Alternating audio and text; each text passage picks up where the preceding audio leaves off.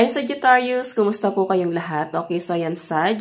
Maraming salamat po sa walang sawang pagsubaybay sa ating pong mga reading. And kung ikaw ay bago pa lang sa ating channel, mag-subscribe na po kayo. Then i-click mo na rin yung ating notification bell para lagi kang updated sa ating mga bagong upload. Okay?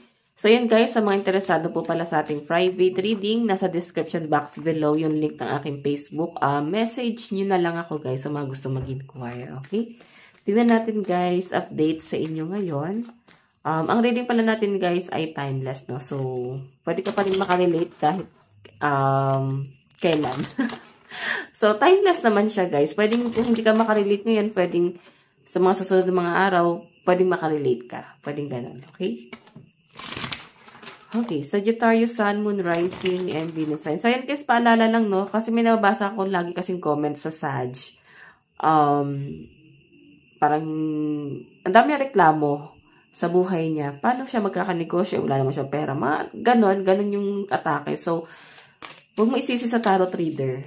I think, nasa iyo na yung mali, no? Yung nagko-comment na yun, nasa iyo na yung mali. Kasi wala kang hakbang na ginagawa sa sarili mo para i-improve mo palalo yung sarili mo. So, may advice ko sa'yo, ikaw ang gumagawa ng kapalaran mo. So, kung ano yung nangyayari sa buhay mo, kasalanan mo yon. Bakit? Kasi hindi mo binabago yung lifestyle mo. Okay? Or kung paano ka mag-isip. Yun na naman yung masasabi ko sa kanya. Ayan. Okay, so tingnan natin. Sag.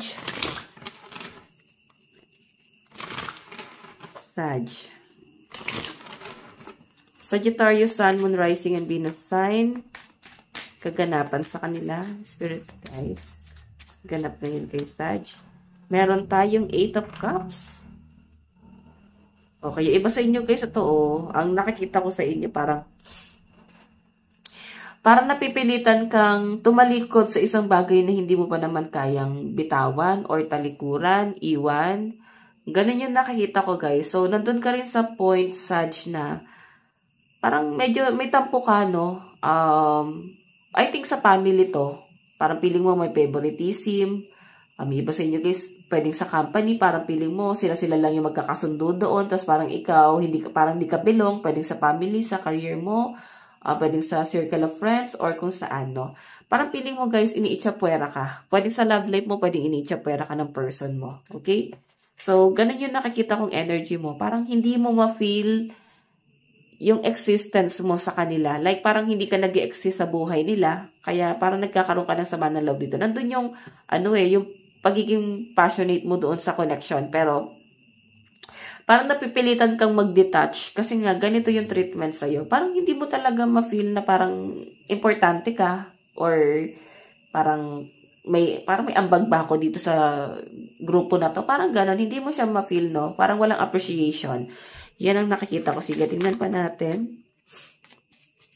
Okay.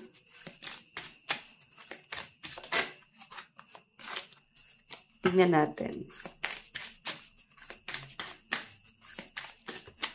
Sagittarius, Sun, Moon, Rising, and Venus sign. Meron tayong 9 of Pentacles. So, ito kasi guys, Sagittarius, ang nakikita ko, 9 of Pentacles kasi, stable to. Okay? Stable ka. Sabihin natin na maayos ang career mo. Pero nakaka-feel ka pa rin ng frustration. No? Parang maayos naman yung pamumuhay. Pero parang nakukulangan ka sa atensyon. Ganon. May hinahanap ka na parang, I think frustration to, nafe-feel mo na to. Parang may something na kulang. Okay? Parang hinahanap mo kung ano pa ba or saan ka pa ba magiging masaya, no? Hindi mo mahanap eh. So, nakikita ko sa inyo parang naguguluhan ka. Nakaka-feel ka ng emosyon, like nalulungkot ka, naging emotional ka. Ganun yung nakikita ko sa inyo, Sag. Parang kahit sabihin na natin na kaya mong bilhin yung mga bagay na gusto mo, kaya mong puntahan yung mga bagay na gusto mong puntahan, may kulang pa rin talaga. Okay? I think frustration to. Parang feeling mo nagawa mo na lahat ng bagay and nakaka-feel ka na parang naiinip ka. Okay. Sige, tingnan pa natin guys.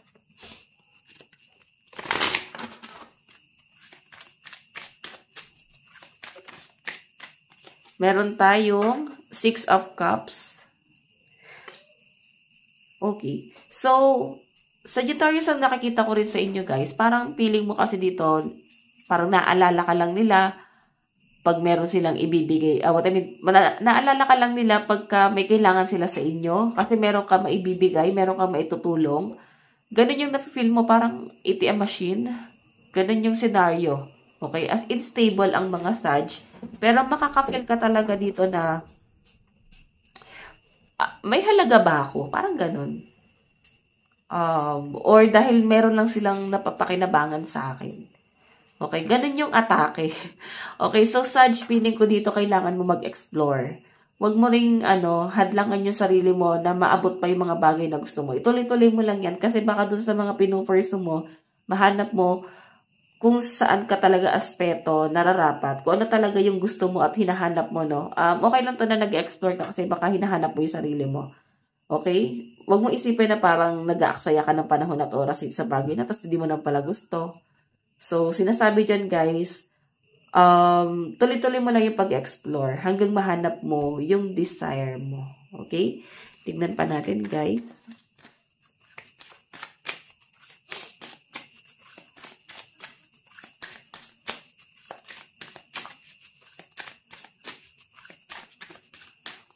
Meron tayong Ace of Pentacles. Okay, so yung iba sa inyo guys, nakakaisip talaga kayo mag-ipon. Meron kang pinagpaplanuhan. Yung iba sa inyo guys, pwedeng iniisip mo dito na parang gusto mo mapaligaya yung family mo. Gusto mo sila guys na maging stable.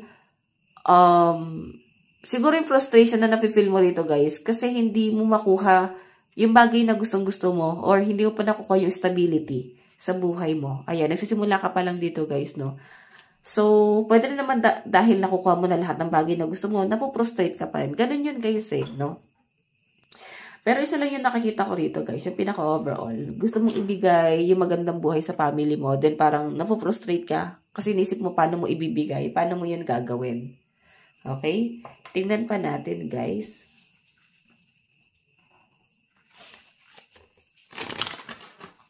Okay, Sagittarius, Sun, Moon, Rising, and Venus sign. Meron tayong it's okay to doubt.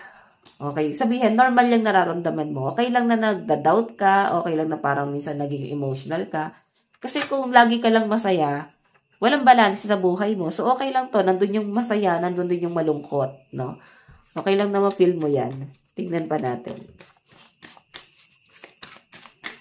Meron tayong let's go out of our comfort zone. So, siguro guys, pag iningatan mo, nang iningatan yung sarili mo at hindi mo hinayaan na mag-explore, talagang ikaw ay matatakot ng lumabas sa comfort zone mo. So, ang kailangan mong gawin dyan, guys, lumabas ka, no?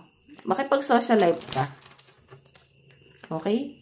So, iba sa inyo, guys, parang gusto mo pa pag-isa. May pagka-introvert ba kayo? Tignan pa natin, guys. Meron tayong better alone than in bad company. Ayan. Pwedeng, parang feeling mo guys, masaya ka naman sa trabaho mo, pero parang may kulang talaga. Napo-frustrate ka ba sa career mo? Kasi, nag-enjoy ka rin naman nakasama yung mga kaibigan mo sa trabaho. Pero ang nakikita ko dito, Sag, eto, nag-chill ka lang dito. Hindi ka masyado nape-pressure talaga sa company mo or sa trabaho mo. So, parang gusto mo ng something more. Pwedeng, meron ka talagang gusto mangyari sa buhay mo at yun yung bagay na hindi mo makuha. So, I think, para feeling mo, limitado lang yung pwede mong gawin. Okay, kung bakit ganito ka. Tignan pa natin. Meron tayong what if you could send your problems away today. So, bakit daw guys, hindi mo na daw i-release yung mga problema na yan, yung mga sobra-sobrang pag-iisip, i-release mo na yan guys para makagaan sa buhay mo. Okay? Huwag mo ding alagaan kasi lalo kang lulubog, no? Huwag mo alagaan yung emosyon na yan. Hayaan mo na yung kapalaran, okay? Hayaan mo na yung kapalaran ang mag-adya kung saan ka patungo. Okay? Tingnan natin yung advice. So, baka sabihin ng lalim ng adya, no? Magpasya. Yan, magpasya. Minsan kasi guys, parang kinukuha ko sa Bible yung ibang words ko eh. Okay, advice, meron tayong transformation, a fresh new way of living emerge. So, ibig sabihin, hindi ka basta-basta magta-transform ng ikaw lang. Kailangan mo pa rin ng guidance, no? Kailangan mo ng ibang tao para ma-inspire ka na may babago sa sarili mo, okay? So, hayan, Sag, ito lang po ang inyong reading. Maraming salamat po. Bye-bye.